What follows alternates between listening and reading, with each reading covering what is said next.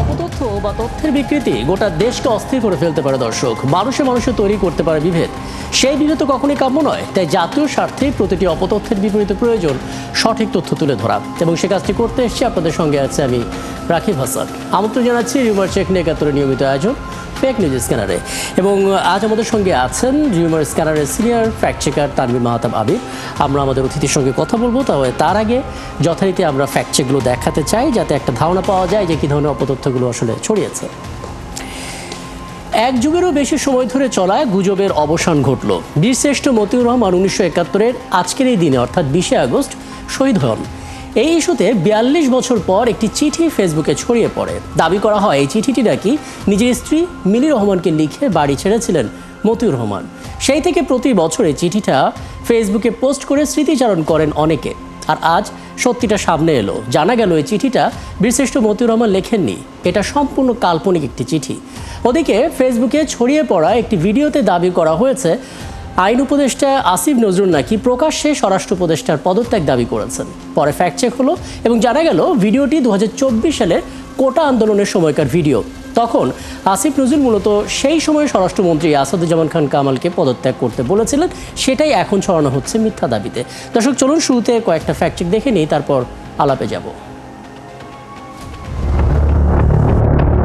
১৯৭১ সালের ২০ আগস্ট বাংলাদেশে স্বাধীনতা যুদ্ধ চলাকালীন পাকিস্তান বিমান বাহিনীর বাঙালি অফিসার বীরশ্রেষ্ঠ মতিউর রহমান একটি যুদ্ধ বিমান নিয়ে পালিয়ে আসার চেষ্টা করার সময় ওই বিমানে থাকা রশিদ মিনহাজ নামে এক পাকিস্তানি শিক্ষানবিশ পাইলটের সঙ্গে ধস্তাধস্তির সময় বিমানটি বিধ্বস্ত হয় এবং দুজনই নিহত হন।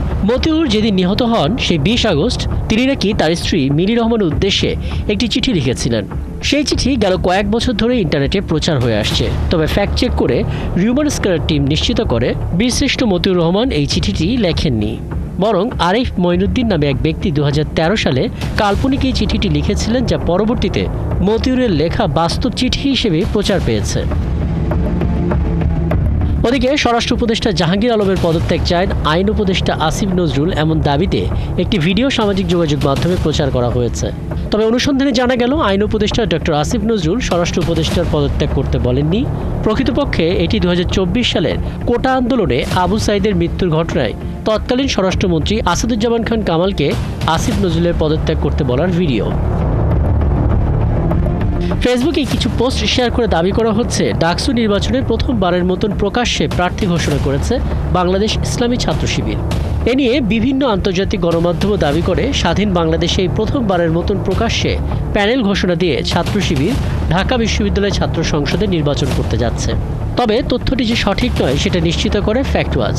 জানা যায় এর আগে ১৯৭৯, ১৯৮০, ১৯৮২, ১৯৮৯ এবং ১৯৯০ সালের ডাকসু নির্বাচনেও ছাত্র শিবির প্রকাশ্যে প্রার্থী এবং প্যানেল ঘোষণা করেছে এবং নির্বাচনী প্রচারণা চালিয়েছে। সম্প্রতি ধানমন্ডি ৩২-এ শ্রদ্ধা জানাতে গিয়ে গণপিটুনি খেলেন সোহেল তাজ, এমন দাবিতে একটি ভিডিও ইন্টারনেটে প্রচার করা হচ্ছে। তবে ফ্যাক্ট চেক করে দেখা গেল তথ্যটি ভুল এবং ভিডিওটিও ভুয়া। গেল ১৫ আগস্ট সোহেল তাজ ধানমন্ডি ৩২ নম্বরেই যাননি। প্রকৃতপক্ষে ভিন্ন দুটি ভিডিও একসাথে যুক্ত করে চটকদার থাম্বনেলে আলোচিত দাবিটি প্রচার করা হচ্ছে। এখানেই শেষ নয়। সম্প্রতি অল্প বয়সী এক অসহায় মেয়েকে পুলিশের ২ সদস্য রাস্তায় ফেলে প্রকাশ্যে মারধর করেছে এমন দাবিতে একটি ভিডিও সামাজিক যোগাযোগ মাধ্যমে প্রচার করা হয়েছে। তবে ফ্যাক্ট চেক করে দেখা গেল পুলিশ কর্তৃক কিশোরীকে নির্যাতনের ভিডিওটি সাম্প্রতিক সময়ের নয়, বরং এটি ২০১৮ সালের ভিডিও। দর্শক, আজ ফ্যাক্ট চেক বিশ্লেষণ করে দেখা গেল মিরর ইমেজ এবং কালার ইফেক্ট দিয়ে পুরনো ভিডিওগুলো নতুন করে ছড়িয়ে দেওয়া হচ্ছে সংবেদনশীল শিরোনাম দিয়ে। সূক্ষ্মভাবে এআই প্রযুক্তি ব্যবহার করে বদলে ফেলা হচ্ছে পত্রিকার তারিখ, তারপর পোস্ট করা হচ্ছে ফেসবুক, টিকটক সহ সব ধরনের সামাজিক যোগাযোগ মাধ্যমে শত শত ভুয়া অ্যাকাউন্ট থেকে। রাকিব হাসান, ৭১, ঢাকা। মোটামুটি একটা ধারণা আমরা পেয়ে গেলাম দর্শক যে কী ধরনের অপতথ্যগুলো ছড়িয়েছে, এবং এখান থেকে আলাপটা করতে চাই। আগে জানিয়েছে আমাদের সঙ্গে আছেন রিউমার স্ক্যানারের senior fact checker Tanvir Mahtab Abir. Tanvir Mahtab Abir, আপনাকে আমন্ত্রণ জানাচ্ছি, এবং আপনাদেরকে আসলে বিশেষভাবে ধন্যবাদ দিতে হয়, কারণ এক যুগ ধরে যে এই বিষয়টাকে মানুষ সত্যি হিসেবে জানতো সেটা আজকে প্রকাশিত হলো, যেটা একটা কাল্পনিক চিঠি ছিল। বীরশ্রেষ্ঠ মতিউর রহমান তিনি আসলে এমন কোনো চিঠি তার স্ত্রী মিলি রহমানকে লেখেননি। মানে সত্যটা কীভাবে উদ্ঘাটন হলো, একটু গল্পটা শুনতে চাই শুরুতে সংক্ষেপে। একটু জানিয়ে রাখি, এই ফ্যাক্ট চেকটা আসলে আমরা গত বছরই করেছিলাম। তো এখন এটা আবার ছড়াচ্ছে দেখে আমরা আজকে আবার নতুন করে এটা জানালাম। তো গত বছরের কাহিনীটা আমরা বলতে পারি, এই কাজটা আমি নিজেই করেছিলাম।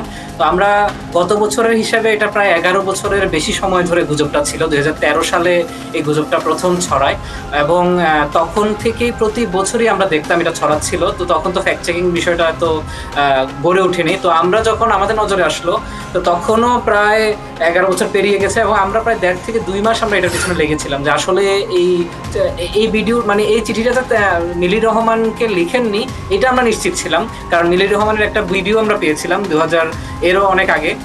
তিনি ভিডিওতে বলেছিলেন যে এই ধরনের চিঠি উনি মানে পাননি, বা এই চিঠিটা ভুয়া, বা যে ধরনের চিঠিগুলো মতিউর রহমান তাকে লিখেছিলেন এই চিঠিগুলো তার হাতে এখনো পৌঁছায়নি, এগুলো পাকিস্তানের কর্তৃপক্ষের কাছে রয়েছে।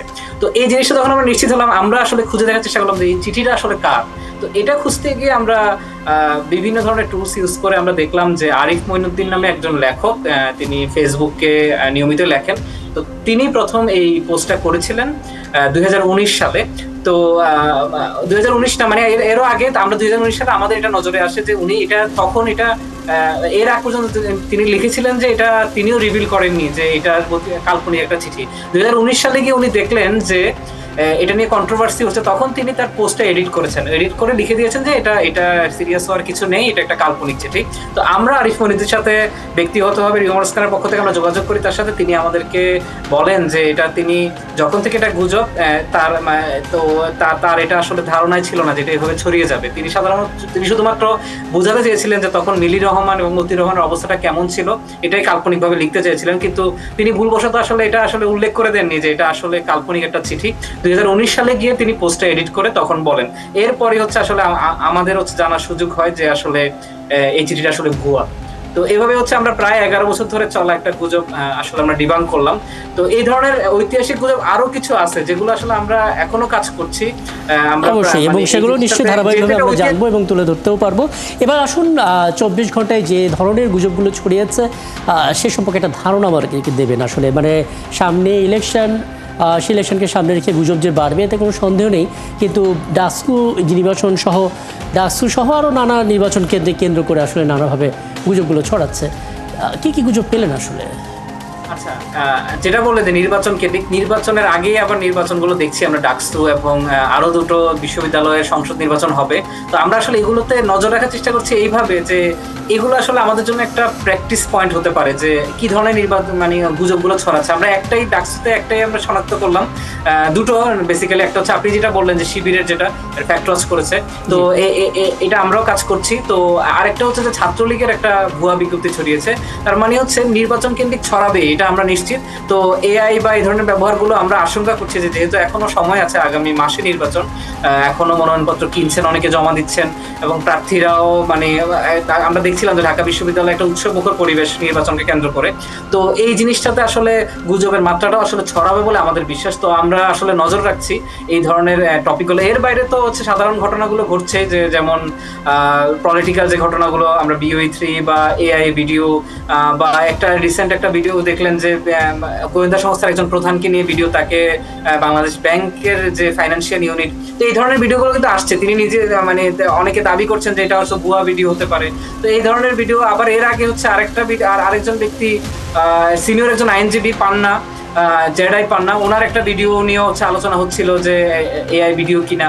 তো এই ধরনের মানে রাজনৈতিক ব্যক্তিত্বদের নিয়ে ভিডিওগুলো আসলে আসছে, যারা হচ্ছে দায়িত্বশীল জায়গায় আছেন কিন্তু রাজনীতির সাথে কোনোভাবে ইনভলভ, বা কোনো একটা দলের বিচারকের কাজ করছেন বা কোনো একটা দলের দুর্নীতি নিয়ে কাজ করছেন, এরকম ব্যক্তিদের নিয়ে আসলে ছড়াচ্ছে। জি, আমরা আলাপটা শেষ করব, তার আগে যদি আপনি একটা ছোট্ট টেকনিকটা বলে দেন মিনিট খানেকের মধ্যে। সেটা হচ্ছে যে পুরাতন ভিডিও নতুন করে যে ছড়াচ্ছে সেটা আসলে বোঝার উপায়টা কি? 2024 সালের ভিডিও আমরা নতুন করে ছড়াতে দেখলাম আসিফ নজরুলের। হ্যাঁ, এটা আপনি একটু আগে বলছিলেন যে বিভিন্ন কালার ইফেক্ট ইউজ করা হচ্ছে, এটা আসলে আমাদের জন্য একটু কঠিন, কারণ কালার ইফেক্ট যখন ইউজ করা হয় ভিডিওটা ঝাপসা হয়ে যায়, গোলা হয়ে যায়। আমরা রিভার্স সার্চ বলে আমরা যে অপশনটা সবসময় ইউজ করি, আমরা বলেও আসছি সবাইকে যে রিভার্স সার্চ যাতে ইউজ করে, এটা আসলে তখন কাজ করে না। তখন সেই ক্ষেত্রে হচ্ছে আমাদের আসলে বিভিন্ন এলিমেন্ট অ্যানালাইসিস করতে হয় যে এই ভিডিওতে কি দেখা যাচ্ছে।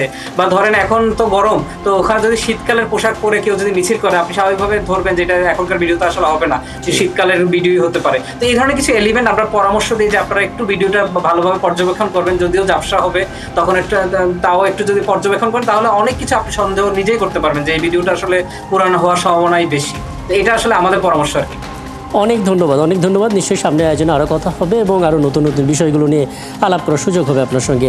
আমাদের সঙ্গে ছিলেন এতক্ষণ রিউমার স্ক্যানের senior fact checker Tanvir Mahato বাবি, এবং যে ধরনের অপতথ্যগুলো ছড়িয়েছে সেই অপতথ্যগুলোর পথ বন্ধ করার একটা ধারণা আমরা খুঁজছিলাম। এবং দর্শক, আপনারা আছেন ফ্যাক্ট চেক নিয়ে ৭১ নিয়মিত আয়োজন ফেক নিউজ স্ক্যানারে। প্রতিদিন আমরা রিউমার দূর করতে হাজির হব ঠিক একইভাবে একই সময়ে, এবং আপনারাও আসলে যুক্ত হতে পারেন। কোনো খবর যদি আপনাকে সংশয়ে ফেলে সেটার স্ক্রিনশট আমাদেরকে মেল করতে পারেন। মেল আইডি দেখতে পাচ্ছেন fns.71tv@gmail.com। একই সঙ্গে ফেসবুকেও যুক্ত হতে পারেন, Facebook/ফেক নিউজ স্ক্যানার এই ঠিকানায়। আমরা সেই তথ্যের ফ্যাক্ট চেক করে আপনাদের জানাবো। মনে রাখবেন দর্শক, চটকদের শিরোনাম দেখলে ক্লিক করবেন না। বিশ্বাস আর প্রতিক্রিয়া জানানোর আগে অবশ্যই ফ্যাক্ট চেক করুন। থাকুন ৭১-এর সাথে।